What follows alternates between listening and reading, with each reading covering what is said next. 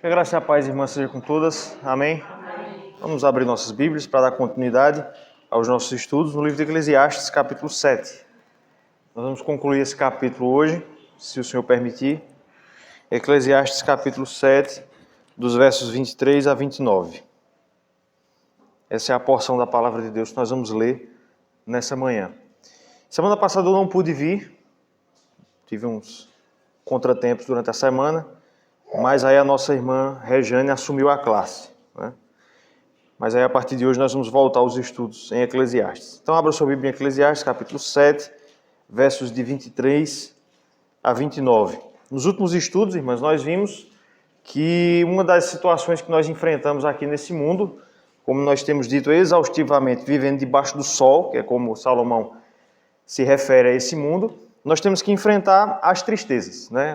As desilusões da vida. E nós vimos aqui como é que nós fazemos para passar por esses momentos difíceis.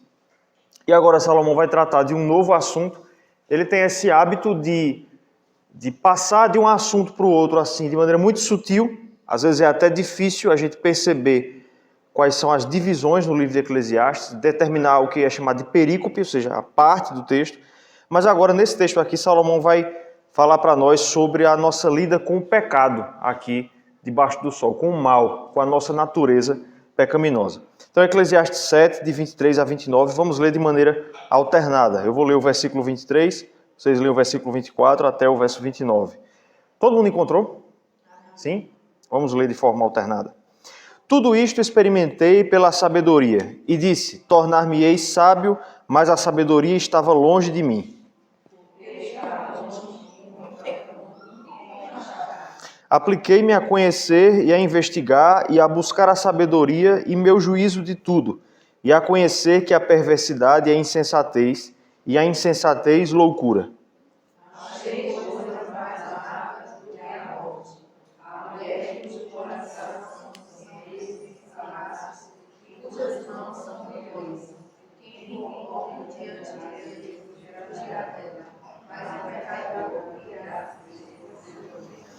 Eis o que achei, diz o pregador, conferindo uma coisa com outra, para a respeito delas formar o meu juízo.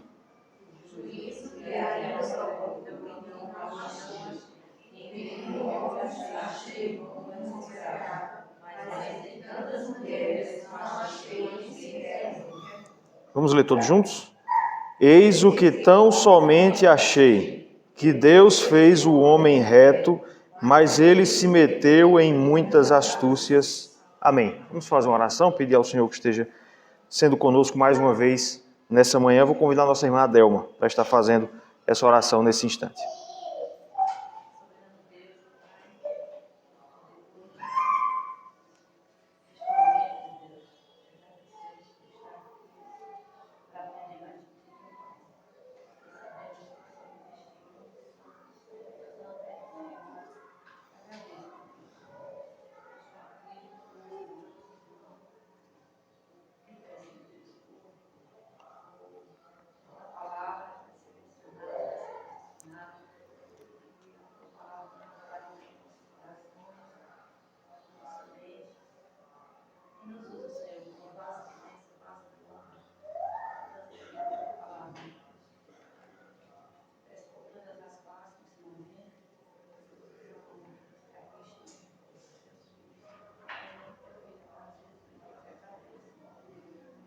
Amém.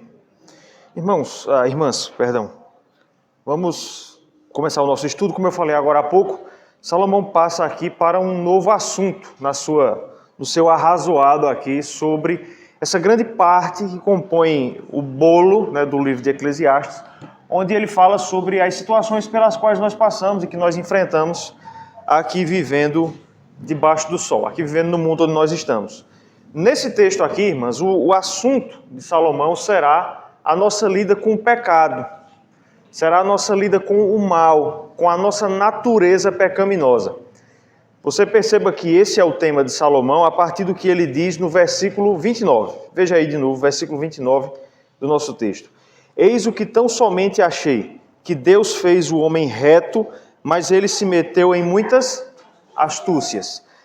É claro que Salomão está fazendo uma referência aqui à criação. né? Deus fez o homem reto. Eu acho que todo mundo deve saber aqui que reto não significa uma vara, né? Que Adão não tinha curvas, mas que ele foi feito de conformidade com a vontade de Deus. Veja, lembre-se que às vezes a Bíblia vai falar do pecado como sendo desvio. Né? Lembra daquele texto que fala sobre caminhar no caminho do Senhor e não desviar nem para a direita nem para a esquerda? É caminhar retamente. Foi assim que Deus fez o homem reto, ou seja, completamente alinhado, completamente afinado com a vontade de Deus. Mas o texto vai dizer que ele se meteu em muitas astúcias. É claro que a referência aqui é o pecado original, é a queda, e Salomão diz que o homem se meteu em astúcias. Essa palavra aqui, irmãos, irmãs, astúcias, que aparece no versículo 29, ela, segundo os comentaristas, ela pode ser traduzida também como desvio. Por exemplo, abra sua Bíblia aí no livro do profeta Isaías. Livro do profeta Isaías, capítulo 53, verso 6. Nós vamos ter uma ideia um pouco mais clara do que é que Salomão tem em mente aqui quando ele fala de astúcia. Isaías 53, versículo 6. Pode ler. Todos nós andávamos desagarrados, como ovelhas. Cada um se desviava pelo caminho, mas o Senhor fez cair sobre ele a iniquidade de nós todos. Isso. O Senhor fez cair sobre ele a iniquidade de nós todos. Veja, eu quero destacar aqui o que o profeta disse quando ele diz: cada um se desviava pelo caminho. Lembre-se, Salomão disse que Deus fez o homem reto, mas o homem se desviou. Ele desviou-se do caminho. Lembre-se lá do texto de, por exemplo, Juízes, capítulo 21, quando o autor de Juízes vai dizer que naquela época, no período dos juízes, cada um fazia o que bem queria. Salomão trata, irmãos, voltando agora para o texto de Eclesiastes, Salomão trata o pecado como sendo exatamente desviar-se da retidão para a qual Deus fez o homem.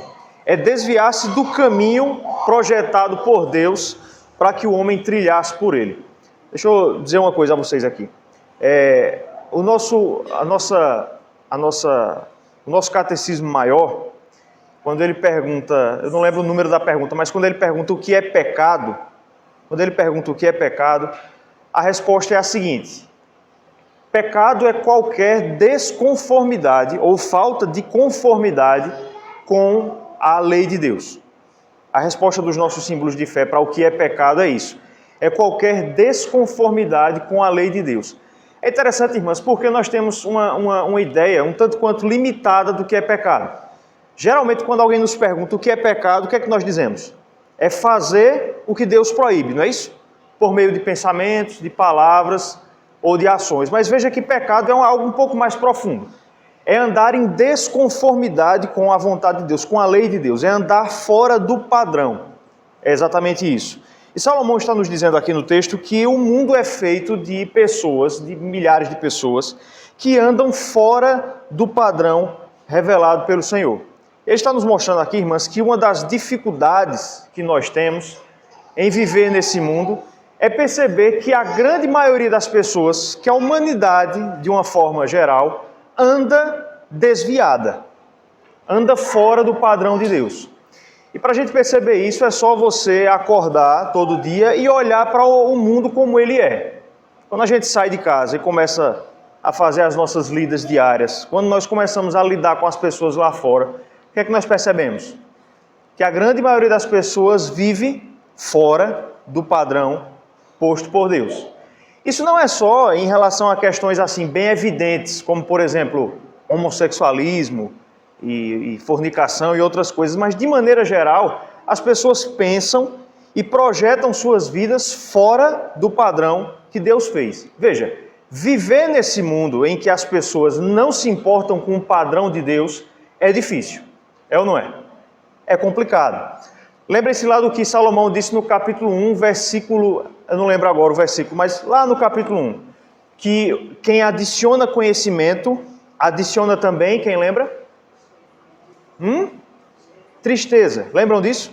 Quem adiciona conhecimento, quem ganha conhecimento nesse mundo, ganha também tristeza. Veja que essa é uma difícil experiência que nós, como crentes, temos nesse mundo. Por quê? Porque nós conhecemos a lei de Deus, em tese. Nós conhecemos a vontade de Deus. Isso faz com que nós, quando andamos pelo mundo aí, percebamos que a grande maioria das pessoas vive fora desse padrão. Isso é uma coisa interessante, irmãos. Os ímpios, de maneira geral, como não conhecem o padrão de Deus da forma como nós conhecemos, eles não se importam com o fato de esse mundo ser um lugar imoral. E você já deve ter percebido isso. De maneira geral, os ímpios são indiferentes à injustiça, não é isso? À opressão, à mentira, àquilo que está errado, à preguiça. Agora, nós que conhecemos o padrão de Deus, como é que nós reagimos quando nós vemos algo errado, algo injusto? A gente se incomoda, né? Às vezes não é nem com a gente. Já percebeu como nós temos essa tendência?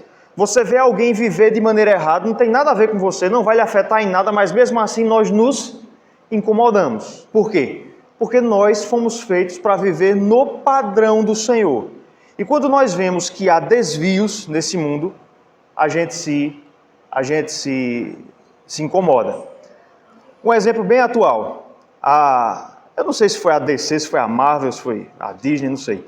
Mas criaram aí o Superman, que não é tanto man, né? Não é bem um rapaz muito decidido. Veja, isso vai mudar a nossa vida em quê exatamente? Nada, né? O fato de que vai ser feito um gibi aí, em que o Superman virou transgênero, ou seja lá o que for, diretamente não muda nada na nossa vida. No máximo representa um perigo para quem tem crianças pequenas aí, se eventualmente entrar em contato com isso. Mas é pouco provável. Mas percebeu como mesmo assim a gente se revolta? Essa semana o que a gente mais viu foi o povo postando foto do Superman antigo, né? Fortão lá, junto com a Lois Lane, né? Que é o par romântico dela. Por que é que nós nos incomodamos com o mal, mesmo quando ele não nos afeta diretamente? Porque nós temos a mesma percepção de Salomão, de que nós fomos feitos para andar no padrão. E quando nós vemos que o mundo é feito de desvios desse padrão, a gente se sente deslocado. É ou não é verdade que em muitos momentos a gente se sente como um peixe fora d'água nesse mundo? Né? No ambiente de trabalho, na roda de amigos, entre os vizinhos. Por quê? Porque todos estão num padrão distorcido, enquanto você muitas vezes é o único, a minoria, que se encontra no padrão que nós entendemos ser o padrão correto. Perceberam o que é que eu estou mostrando até aqui? Viver num mundo onde você é o único que busca andar no padrão é difícil. Você rema contra a maré, você vive na contracultura, você é um peixe fora d'água. E viver dessa forma, irmãs, é absolutamente difícil. Mas não é difícil apenas por causa do ambiente. A única dificuldade não está no fato de que nós vivemos num ambiente caído. Não está apenas na atmosfera, mas também em nós mesmos. Salomão vai nos apresentar isso. Uma das grandes dificuldades em viver aqui nesse mundo é o fato de que nós ainda somos afetados pela nossa natureza pecaminosa. Eu vou falar de uma maneira um pouco mais específica sobre isso mais na frente, mas esse é um dos grandes desafios que nós temos. É ou não é? A luta contra o pecado. Você é regenerado, você é convertido, mas em quantos momentos a gente não se pega fazendo coisas que a gente nem imaginava que seria capaz de fazer, não é? Esse pensamento veio na minha mente, eu desejei isso, algo tão asqueroso, algo tão pecaminoso, mesmo sendo crente, às vezes até a gente duvida da salvação, por causa desse tipo de situação. É ou não é verdade? Viver num mundo em que nós temos que lidar com o mal é extremamente difícil. Algumas semanas atrás eu assisti uma minissérie chamada Chernobyl. Chernobyl era aquela usina nuclear que existia lá na Ucrânia, né? Lá nos anos 80, na época quando a Ucrânia fazia parte da União Soviética. E aí, o pessoal mais experiente aqui deve lembrar que houve uma explosão nuclear lá em Chernobyl em 86. Lembram disso? O reator da usina explodiu. E, inclusive, até hoje, existem gerações de pessoas que nascem naquela região da Ucrânia ali e nascem com doenças congênitas por causa da contaminação provocada por aquela explosão. Uma coisa interessante que o seriado mostra é o grande desafio do pessoal ali para tentar reverter aquela situação era descobrir se o reator tinha explodido ou não, porque ele ficava lá dentro da usina. E aí o que foi que aconteceu? O pessoal, na época o presidente, não era exatamente presidente da Ucrânia, mas ele nomeou alguns funcionários da usina para irem até o interior da usina só verificar se o reator tinha explodido. Agora a questão é o seguinte, a radioatividade ali era tão grande que em uma semana aquelas pessoas morreriam. E aí é interessante que foi prometido várias coisas, vocês vão se aposentar, vocês vão ter um salário 10 vezes maior, mas só teria mais uma vida de semana, não vale a pena para nada, né? Mas o interessante é o seguinte, é que quanto mais próximos os funcionários chegavam do reator, maior era a sua contaminação. O personagem principal da série é um homem que viveu mesmo, assim, existiu na vida real. Ele só pelo fato de ter ficado algumas semanas na cidade, ele teve a sua expectativa, em 5 anos ele morreu, com câncer. As pessoas que trabalharam na cidade ali, depois de alguns anos, todas morreram. Eles evacuaram a cidade ali e até hoje ainda tem muitos problemas. Viver nesse mundo, irmãos, é mais ou menos como viver em Chernobyl. Você se contamina com a maldade que há no mundo. E em você mesmo. Algumas pessoas se contaminam mais, outras pessoas se contaminam menos, mas não há ninguém que não esteja infectado com essa, entre aspas, radioatividade da maldade. É sobre esse assunto que Salomão vai falar aqui nesse texto. Até aqui tudo certo, irmãs? Tudo claro? Antes de nós entrarmos no que Salomão especificamente... Hoje eu não posso olhar para aquele relógio ali. Ali ainda vai dar 8h30. Antes de entrarmos especificamente no que o texto vai dizer, é preciso fazer um esclarecimento aqui sobre o texto. Esse texto aqui, irmãs, essa perícope aqui dos versos 23 a 29, é o que nós talvez diríamos que é aquele tipo de texto que nós diríamos que, entre aspas, envelheceu mal. Envelheceu mal.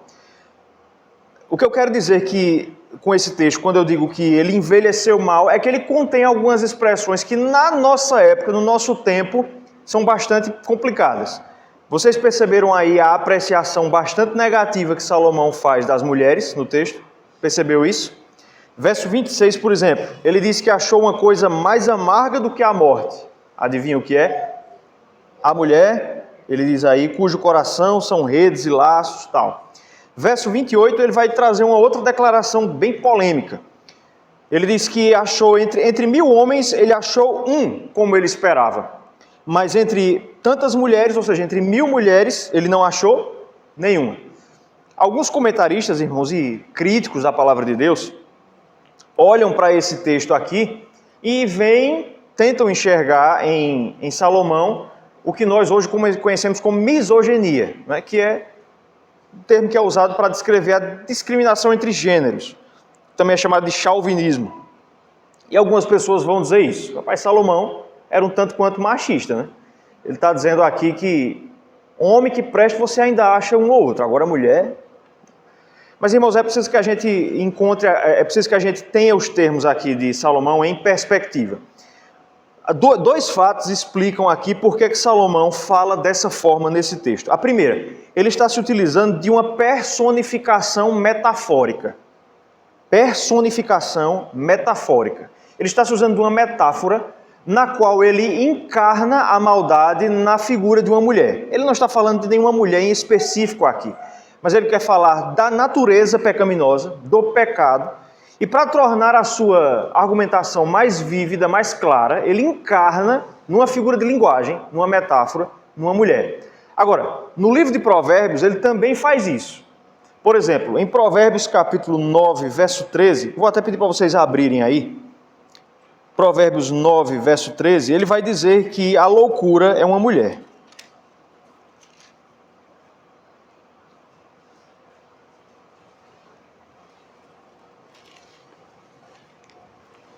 Abra aí em Provérbios, capítulo 9, versículo 13.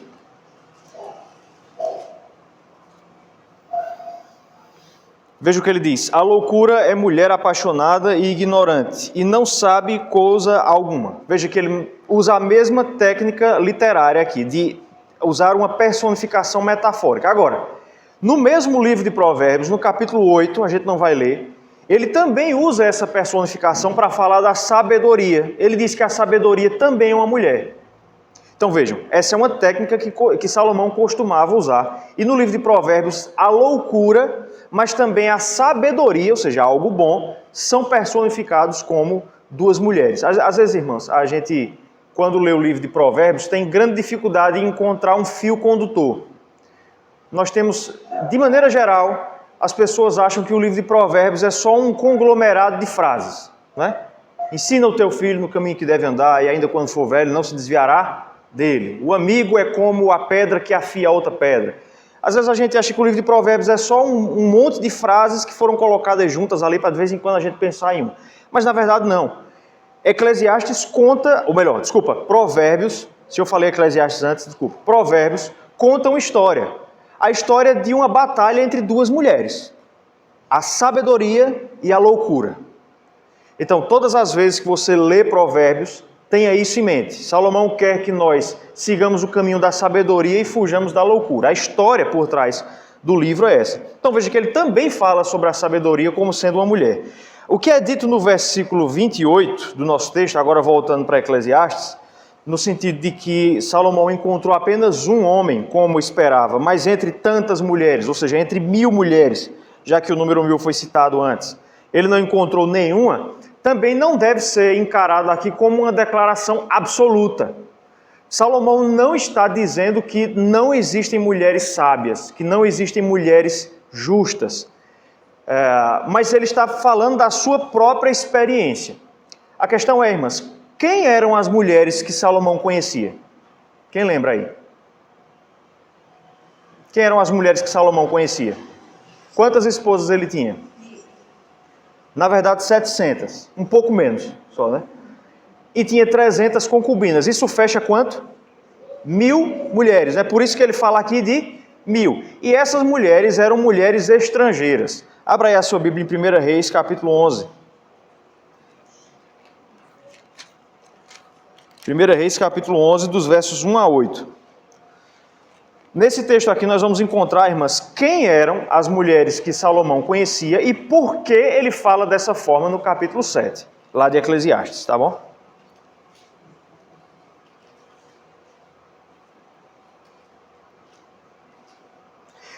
Primeira Reis 11, de 1 em diante.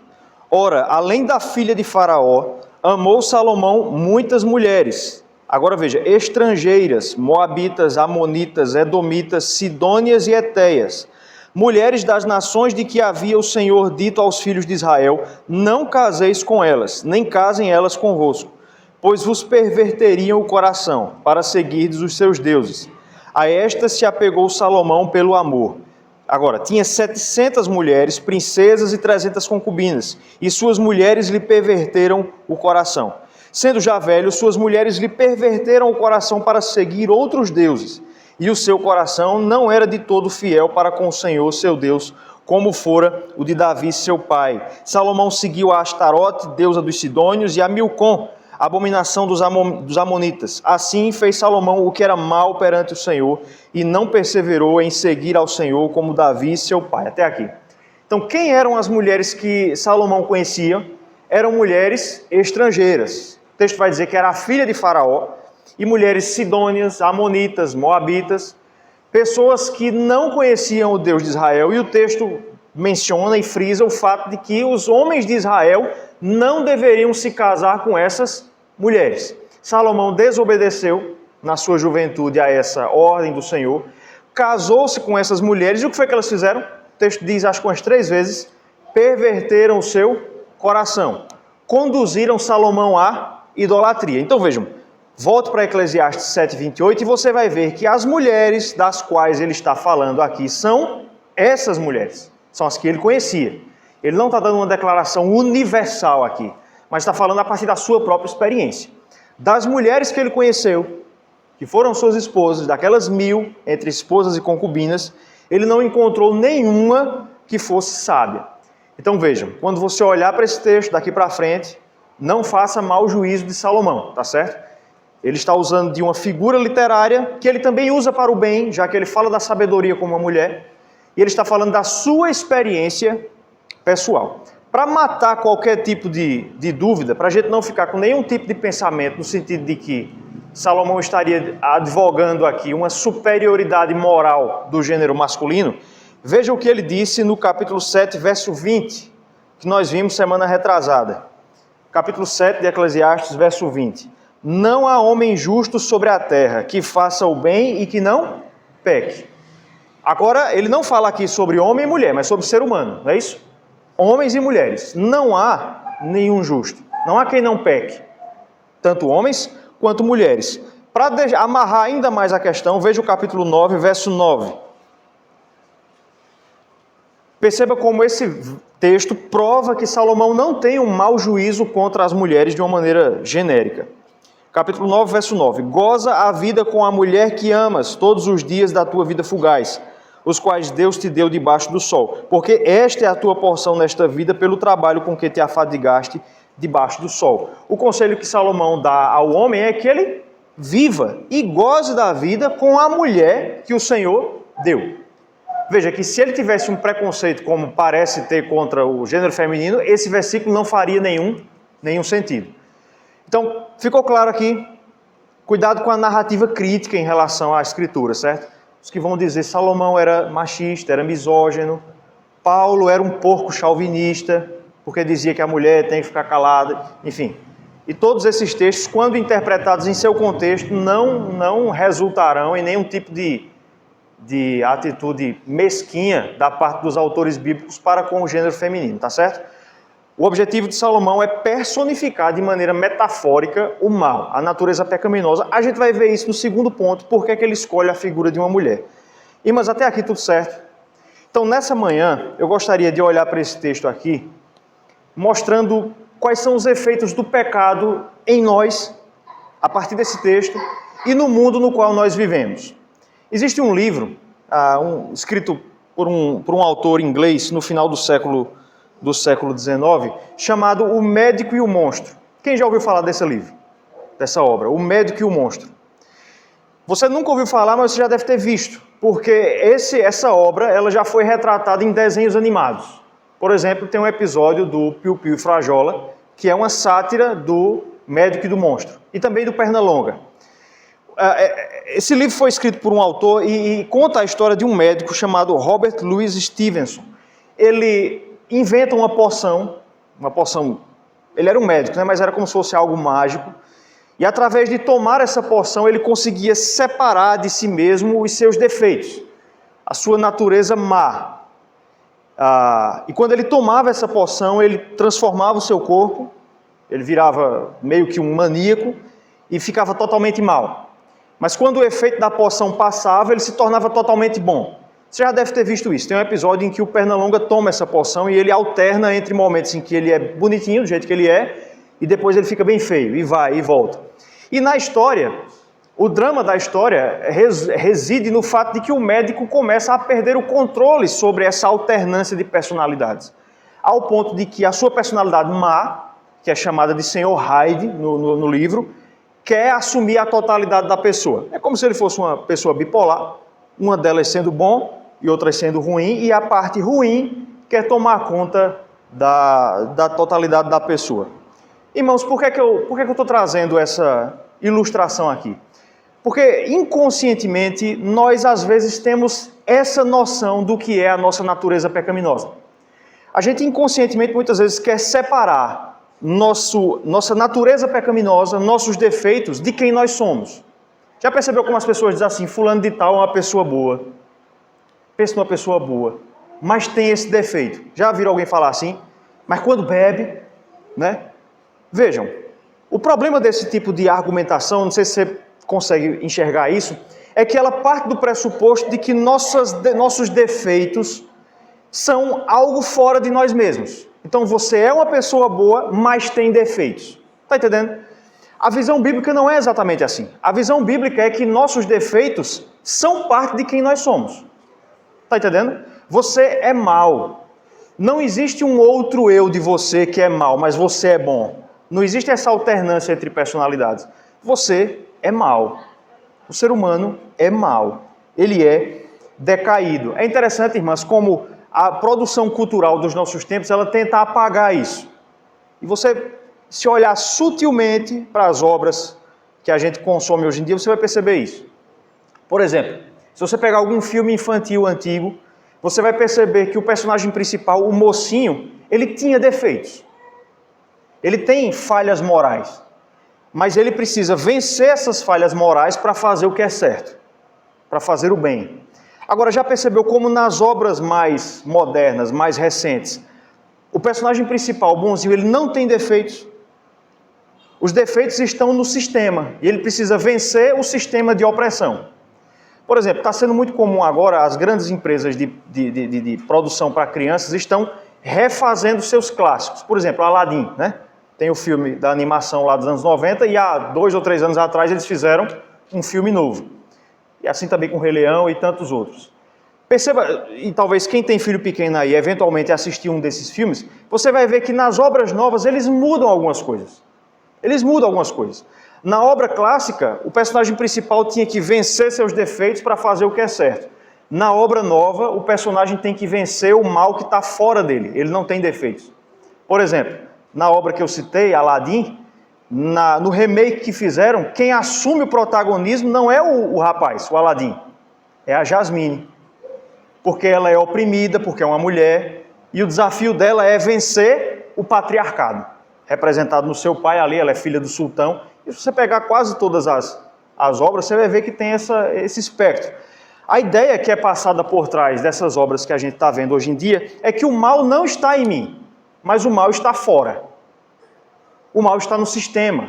Eu preciso vencer o sistema que me oprime.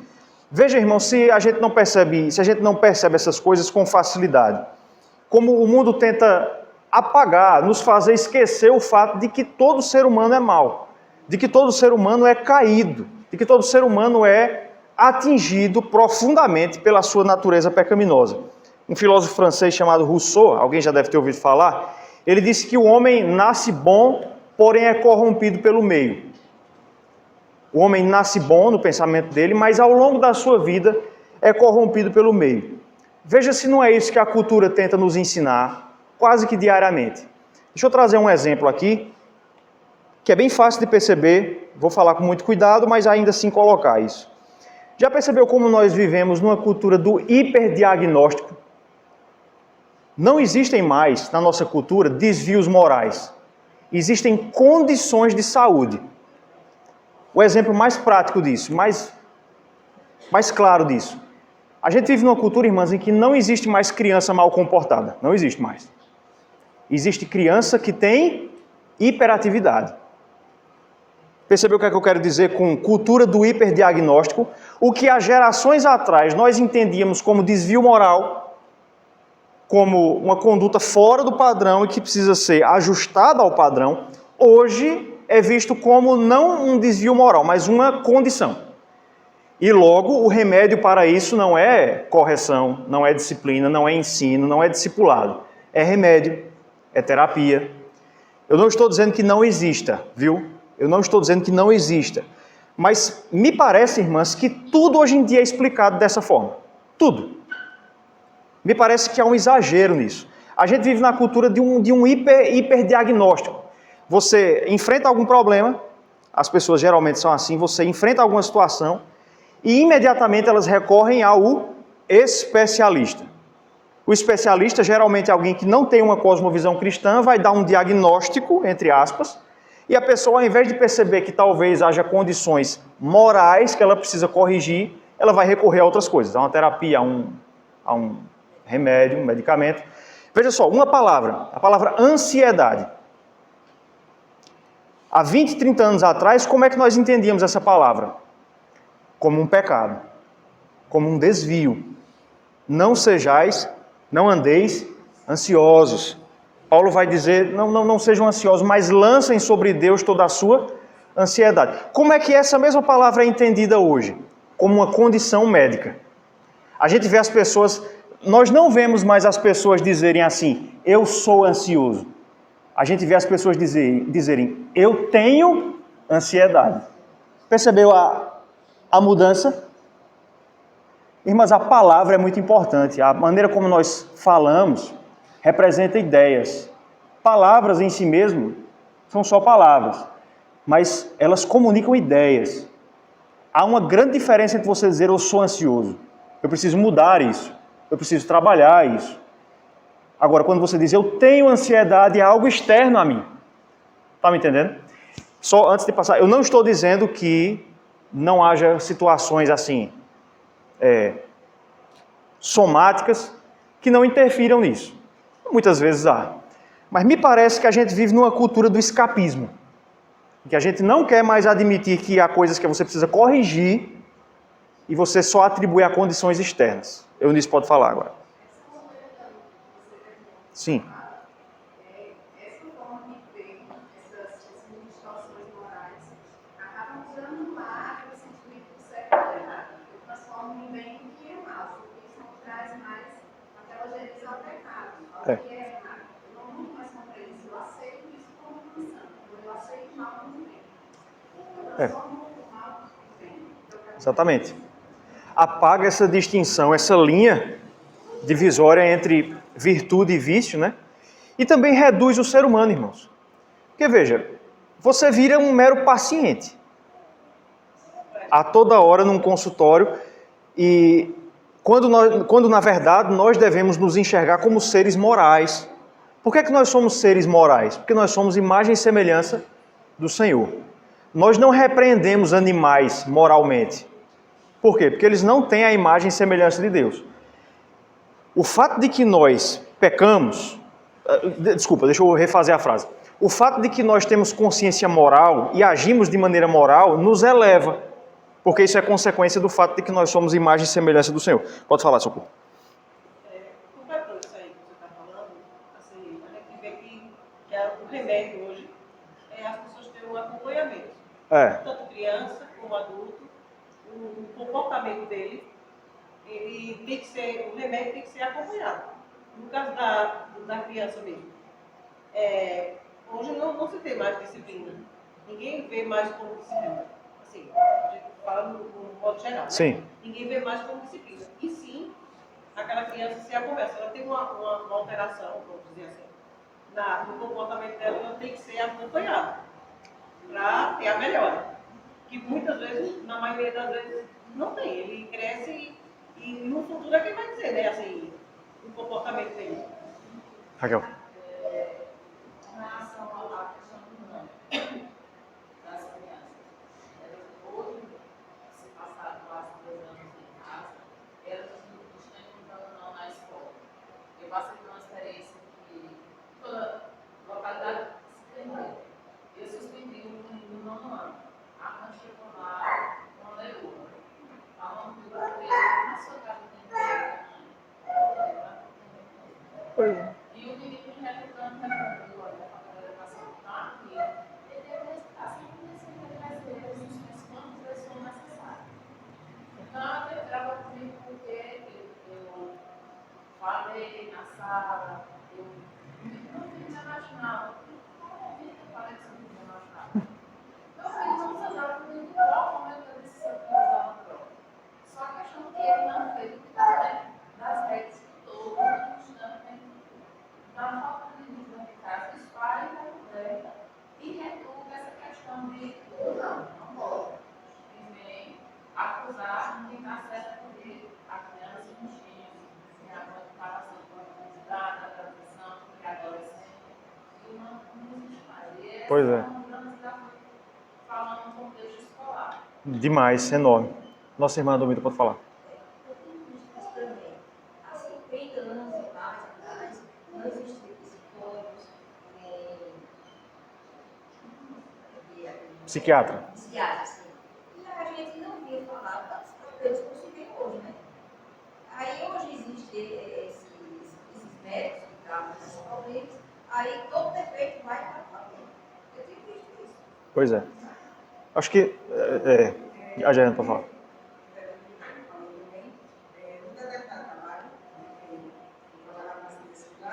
Tínhamos uma criança que realmente ela tomava medicação, realmente ela passava por esse processo, mas assim, não aceitava não. Então você dizia não, mas o que tivesse ali, ele vinha, sabe, pegava a cadeira e tinha uma força tremenda e aí tinha que sustentar ele, tirar que não aguentava e vir. Porque assim, senão ele causar uma coisa séria. E aí eu sei que quando foi um belo dia, não entendíamos a criança, só achei que teve isso também. Tá? E quando foi um belo dia, a minha felicidade, e ela deixou claro que ela fazia tudo que ele quisesse, para que ele não quebrasse as coisas em casa, para que ele não destruísse. E aí ele queria, assim, queria também brincar com o Lex. Uhum. E aí não deixaram. Quando não deixaram, na partida também, não vai, isso aqui é seu brinquedo, isso aqui você não vai ficar com isso. Mas insistiram, não deixaram. Aí quando ela veio, ela deixou claro que para que ele não fizesse, para que ele não destruísse, para que ele não ficasse agressivo, ela fazia tudo o que ele queria, principalmente brincar com determinado brinquedo que ele quisesse. E assim, e aqui nós não vamos fazer desse jeito, aqui não trabalhamos dessa forma, e assim, foi uma luta, a gente trabalha isso aí, porque era bom, mas se dissesse não, você não se revoltava. Porque assim, Deus é o Deus, Deus não vai dar, mas assim, hoje o que falta é isso, tem também, tem isso, claro que tem, mas assim, no início hoje Deus me perdoe, parece que não tem a mãe do menino do 4 anos, ela diz, eu não posso mais comer, porque quando eu digo não, ele, então assim, até a gente estava passando isso por nosso tempo, lá atrás, a gente ela baixava o olho ali, que olhasse ali, você alejar, e também se não fizesse, nunca mais voltar. Verdade. Né, a fazer a determinada coisa, né, a desobedecer, hoje a gente vê que não quer mais obedecer pai e mãe, professores, né, e a gente não é questão de nada, é muito pequeno, não tem mais essa obediência que tínhamos lá atrás, que a gente vê que a coisa não funcionava assim. Mudou muito.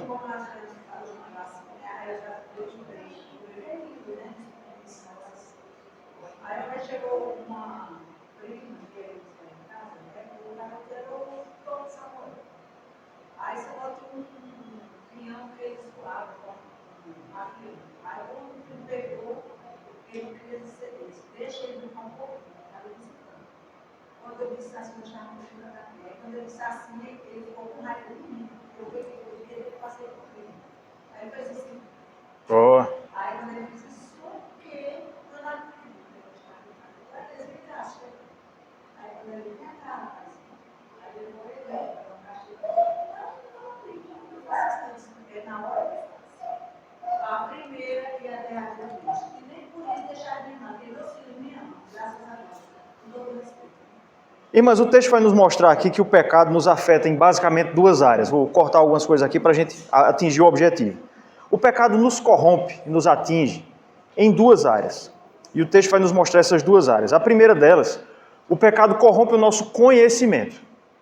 O pecado corrompe o nosso saber, o nosso conhecimento. Versos 23 a 25, Salomão vai rememorar para nós a pesquisa que ele fez em busca de sabedoria. Verso 23 em diante. Tudo isto experimentei pela sabedoria e disse, tornar-me-ei sábio, mas a sabedoria estava longe de mim. O que está longe e muito profundo, quem o achará? Apliquei-me a conhecer e a investigar e a buscar a sabedoria e meu juízo de tudo, e a conhecer que a perversidade é insensatez e a insensatez loucura. Resumo desses versículos. Salomão disse que ele buscou a sabedoria. A gente já viu isso. Lá no capítulo 1 e nos capítulos 2, ele disse que buscou a sabedoria. Salomão era um homem sábio e ele buscou obter sabedoria. Mesmo assim, ele disse que ficou muito longe de alcançá-la. Percebeu isso aí? Verso 24. O que está longe e muito profundo, quem o achará? Ele diz que buscou sabedoria, buscou conhecimento, mas não encontrou. Não encontrou por quê? Versículo 25 responde, ele encontrou um obstáculo entre ele e a sabedoria. Esse obstáculo é a sua perversidade, é o que ele diz aí. Ele procurou juízo e conheceu que a perversidade é insensatez e a insensatez loucura. O que Salomão está dizendo, irmãs, é que o homem natural, o homem sem Deus, ele não consegue obter sabedoria completa porque a perversidade o impede. Faz com que ele se torne insensato, que é o contrário de sábio, e louco, que também é o contrário de sábio, nécio, estulto. Um comentarista chamado Derek Kidner, ele diz que esses versículos aqui poderiam ser o epitáfio. Epitáfio é aquela frase que as pessoas colocam em suas lápides, né? É o epitáfio. Esses versículos poderiam ser o epitáfio de qualquer filósofo, de buscar a sabedoria e só encontrar a perversidade. Na teologia, irmãs, isso é chamado de efeitos noéticos do pecado. Não pense em Noé. viu? Só porque a palavra é noético. São os efeitos noéticos do pecado, são os efeitos que o pecado causou na mente humana. A nossa mente foi corrompida e nós não somos bons conhecedores por causa do pecado. Abra sua Bíblia rapidinho aí, no Salmo de número 14. Salmo de número 14. Versículo 4.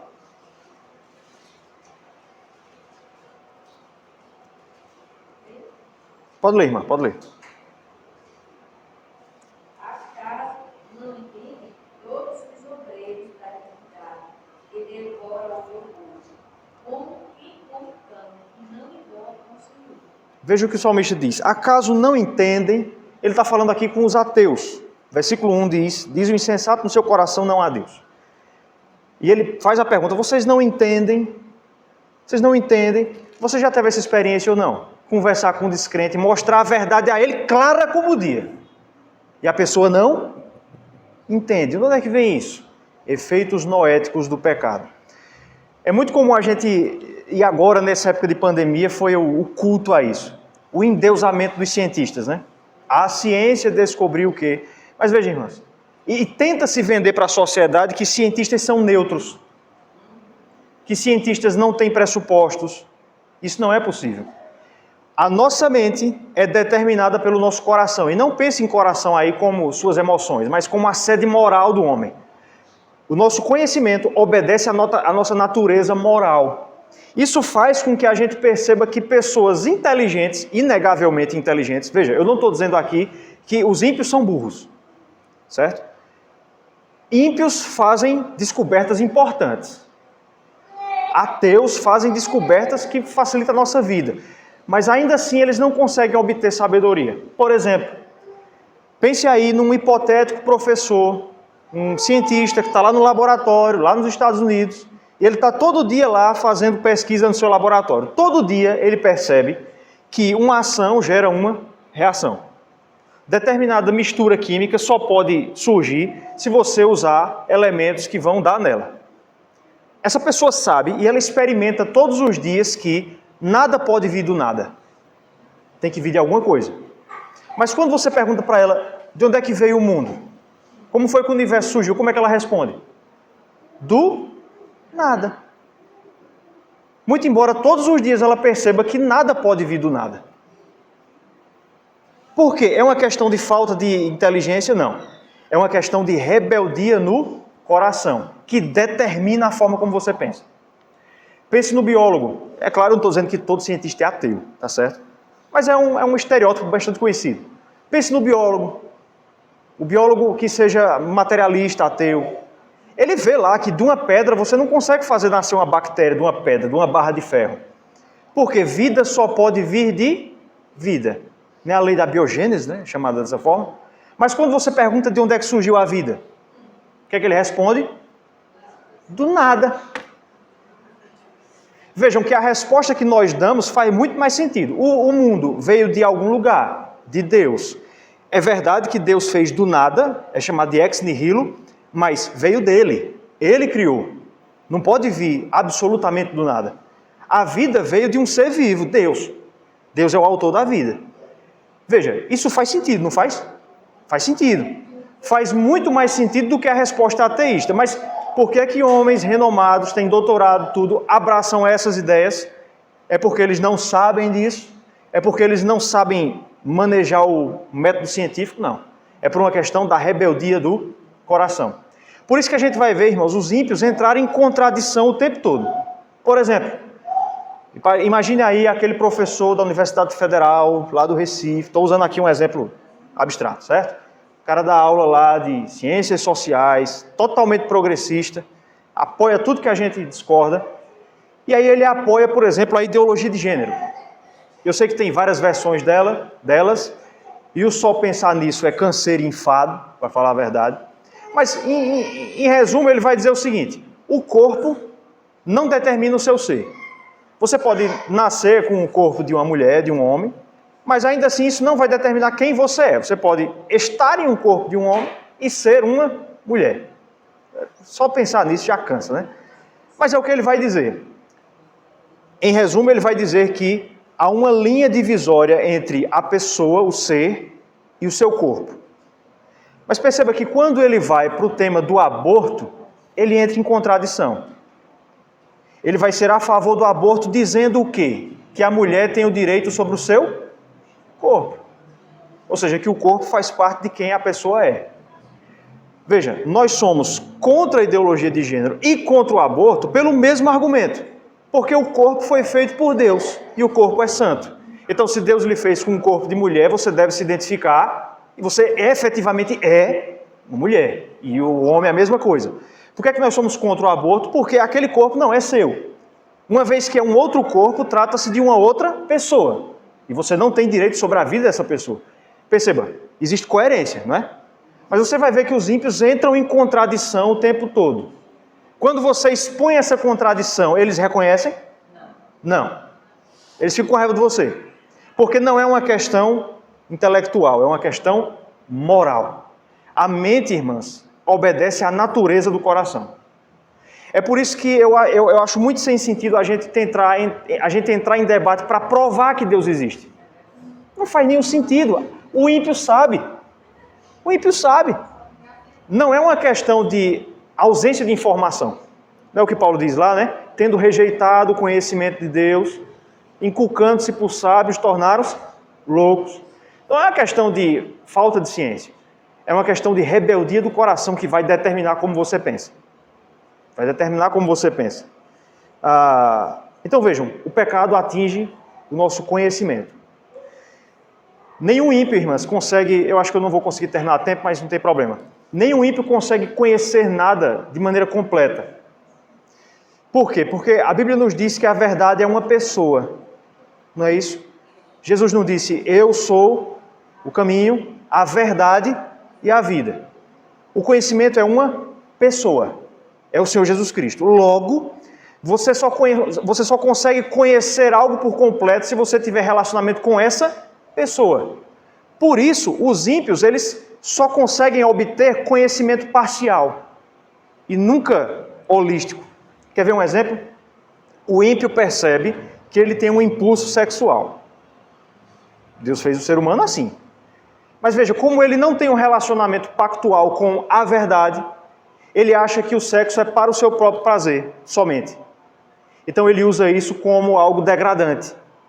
Ele abusa desse direito.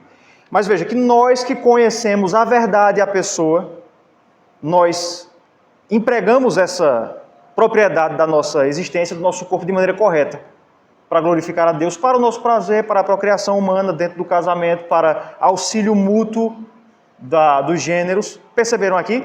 Quando você tem conhecimento da pessoa que é a verdade, você consegue conhecer algo no seu todo. O ímpio trabalha para quê? Para ganhar dinheiro. Ele sabe que tem que trabalhar, ele conhece uma parte da verdade, mas ele não usa bem, porque ele não conhece a coisa como um todo. Já o cristão, que sabe que deve trabalhar para a glória de Deus, ele consegue conhecer a coisa como um todo. Ficou claro isso? O pecado afeta a maneira como nós conhecemos as coisas. Isso é chamado de epistemologia. Tá certo? Uma boa dica aqui para a gente usar no evangelismo. Às vezes a gente já quer chegar com a Bíblia, raça de víbora, para a pessoa. Uma boa estratégia, irmãs, é começar só mostrando essas contradições, de pouquinho.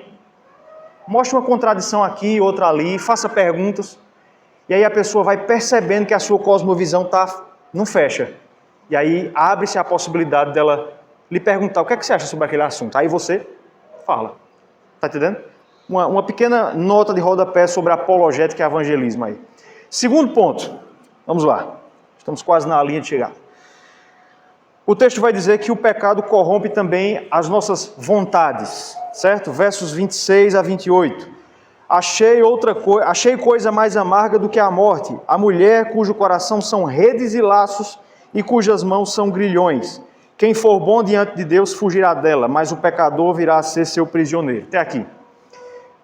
Vocês perceberam aí como o autor usa expressões como redes, laços, ele vai falar de grilhões, e por último ele vai dizer que nós somos prisioneiros. Perceberam isso? Ele está falando da natureza pecaminosa como sendo algo que nos prende. São laços, redes grilhões, cadeias, algemas, e que nos fazem prisioneiros. Por isso é que Salomão usou a imagem da mulher. Por que é que ele escolheu essa imagem? Ele está apelando aqui para o caráter sedutor do corpo feminino. Assim como o homem é seduzido pelo corpo feminino, assim o pecado exerce sobre nós sedução. Nós somos inclinados para o mal. E nós não temos como redimir essa nossa natureza. Você é escravo do pecado, o homem sem Deus, né? Eu estou pensando nessa figura. Ele tem a sua natureza moral inclinada para o pecado, ele não consegue se libertar disso. É como se ele estivesse preso por algemas, por cadeias e efetivamente é prisioneiro disso aqui. Perceba que o autor parece ter em mente aqui uma personagem bíblica, Dalila. Dalila não prendeu Sansão, lembram disso? Seduziu e ao final veio a prendê-lo. Parece que Salomão tem em mente aqui a experiência de Sansão e Dalila, para nos mostrar que o pecado nos prende por causa da nossa inclinação para o mal. Um pouquinho de teologia sistemática aqui. Adão, irmãos, irmãs, nos transmitiu duas coisas. Adão nos transmitiu duas coisas. Primeiro, a culpa do pecado. Culpa é a relação de condenação em relação à lei. Você está em relação de condenação. Você é considerada culpada diante da lei por causa da culpa que Adão nos passou. Adão era nosso representante. Lembra disso? Representante pactual. Quando Adão pecou, todos nós pecamos com ele. Por isso é que nós nascemos não salvos. Por isso é que nós precisamos ser regenerados. Porque Adão nos transmitiu a culpa. Mas ele nos transmitiu também a corrupção. Culpa e corrupção. Culpa é a relação de condenação em relação à lei. Já a corrupção é a propensão para o mal. É a propensão para o pecado. É o gosto que nós temos na iniquidade. Essa é uma coisa que muitas vezes a gente não quer admitir, mas nós gostamos do mal. Nós gostamos do mal. Alguém aqui precisa ensinar uma criança a mentir? Não, né? Ela simplesmente aprende a possibilidade de oferecer uma versão alternativa dos fatos. Não é isso? Veja, eu ia até usar esse exemplo, Dona Socorro. Você pega a criança, aí a criança ama a mãe. Ama ou não ama? O filho. A pessoa que ele mais ama, a princípio, tirando ele mesmo, né? É a sua mãe. Mas quando a mãe contraria a criança, o que é que ele faz, se tiver um pouco mais esperto? Pá, eu já vi isso acontecendo na festa de aniversário. Pá, o menino na cara. Pegou da mãe, na hora de tirar a foto. Pegou com tudo. Vejam, a princípio, não faz sentido. Como é que você agride a pessoa que você mais, a pessoa que lhe deu a vida, que lhe alimenta? Isso acontece porque nós temos propensão para o mal. O filho ama a mãe, ele não vai deixar de amar porque ele fez isso, mas como ele tem gosto pela iniquidade, essa propensão para o mal o dá forças para agredir até mesmo a mãe. E isso é levado, irmãs, para a continuidade da nossa vida. Quem de nós aqui nunca cometeu um pecado que depois a gente para pensar assim e diz: eu não sabia que eu tinha tanta maldade no coração, não, de ter pensado isso. Pensei em matar fulano. Talvez matar não, mas todo mundo já passou por isso. Você pensou algo, maquinou, planejou. Se eu fosse fazer, Socorro, ia ser assim, tal hora. Rapaz, eu já vi que foi mais pessoas do que eu imaginava pensar em fazer isso. Tá vendo? Né? Tomara que não tenha sido o marido, viu?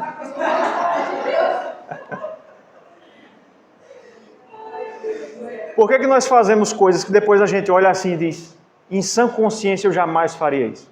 Não é porque existe um outro eu em você. Não, não é o monstro. É você mesmo. É porque nós temos, é por causa da natureza pecaminosa, porque nós temos propensão para o mal. Por isso que Paulo, isso se torna especialmente vívido no crente. Porque ele tem, esse sim, dois homens vivendo dentro de si. Paulo vai dizer que o Espírito habita nele e milita contra a carne, porque são opostas entre si. Por isso, em Romanos 7, Paulo vai dizer: o que eu quero fazer, esse eu não faço. Mas o mal que eu detesto, eu faço. Há duas vontades no homem regenerado. Por um lado, uma nova natureza lhe foi infundida pelo Espírito, mas a antiga não foi de todo extirpada. Então você tem esse conflito de vontades. É por isso que nós, o próprio Paulo vai dizer, não entendemos nosso modo de agir. Você age por impulso. Você diz assim, age sem pensar. Já percebeu que a gente usa a expressão agir sem pensar? Você agiu, na verdade, de acordo com a sua natureza. Você não precisa pensar para fazer o mal. Sua natureza determina que você fará o mal. Pode falar, Socorro. Eu lembro do mais velho disso, né? Uma vez a gente, assim, a gente passou televisão, ou se um pouco, pequenininho, isso é de 5 anos. Fugir de casa. Aí estava eu no colega e disse, nossa, ajeita a mala dele. Vocês transformam lá e você vai embora. Foi a primeira derradeira que eu ia aparecer aqui em casa. Esse momento chamado de não tem meus pais, mas eu confesso que eles me amam. Porque não tem que nem que eu só fez ele produto. É. Quem era a mulher? Você diz a sua mãe. Seja melhor para você que me diga, eu vou lembrar para ela da parte, mas você vai lá na hora. Hoje foi jogar. Então, irmãs, o pecado nos corrompe nessas duas áreas, na cognição, do conhecimento e também na volição, na vontade. Você tem duas vontades em si mesmo. É por isso, irmãs, que ao mesmo tempo que nós amamos a Deus, nós murmuramos contra Ele, questionamos Ele, nos revoltamos contra a providência de Deus, ao mesmo tempo em que amamos o Senhor. Como é que isso é possível? Porque há uma vontade rebelde dentro do nosso coração que nos determina a fazer isso.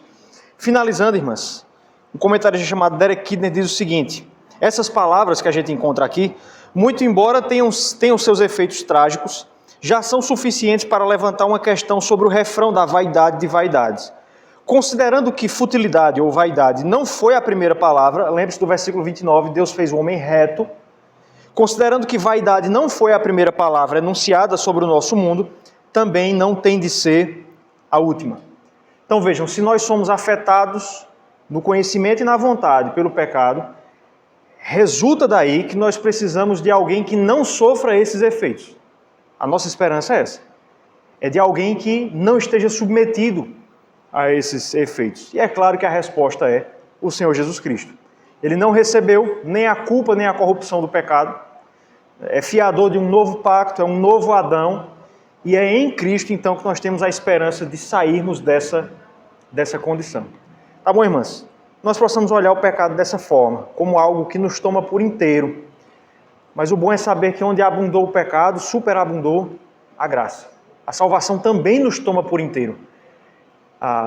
Paulo vai dizer que nós temos a mente de Cristo. Se por um lado o pecado corrompeu nossas mentes, uma nova mente nos é dada em Cristo. E também uma nova vontade. Uma nova vontade. É Paulo também que vai dizer que Deus efetua em nós tanto o querer como o realizar. E a esperança nossa é que um dia essa nova mente e essa nova vontade vão tomar conta da totalidade da pessoa. Essa mente corrompida e essa vontade corrompida serão tiradas quando nós morrermos ou quando Cristo voltar, e nós seremos então totalmente renovados para servirmos ao Senhor na eternidade. Amém? Assim nós terminamos o capítulo 7, semana que vem continuamos.